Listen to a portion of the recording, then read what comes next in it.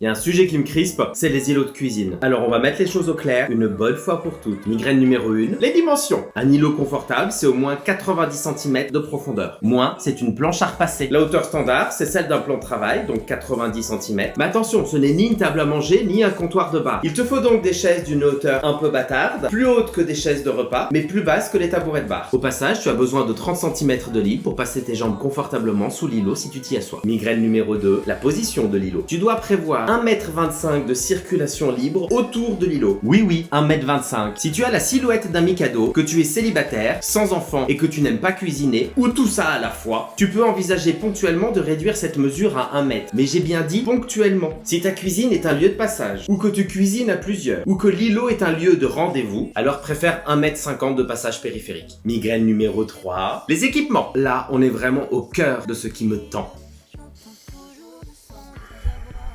On commence avec l'évier. Si tu aimes les éclaboussures d'eau au sol avec option shampoing pour ton gamin qui passe à côté, et si tu rêves d'exposer ton produit vaisselle et ton éponge moisie au milieu de la pièce, bonne nouvelle, c'est un évier sur îlot qu'il te faut. Les plaques de cuisson maintenant. Les projections de gras, elles volent librement. Pas de crédence, pas de limite. Alors à tous ceux qui me disent on veut un îlot convivial, ah bah c'est clair, c'est hyper convivial de partager les éclaboussures de bœuf bourguignon. En clair, avoir une plaque sur l'îlot, c'est d'astreindre avant, pendant et après ton repas. Maintenant, si tu choisis une hotte à peu près standard, tu vas la suspendre à 1,60 m au-dessus du sol. Ça veut dire à peu près là. Non, parce que j'ai préféré une cuisson sur îlot, je trouve ça plus convivial. Dernière chose, et pas des moindres, bien qu'il n'y ait pas de réglementation à ce sujet, je te déconseille d'installer une cuisson sur ton îlot s'il ne fait pas au moins 1,80 m de long. Parce qu'une plaque trop proche d'un passage, c'est le meilleur moyen pour qu'un manche de poêle soit accroché en passant. Ça pue l'accident domestique à plein nez.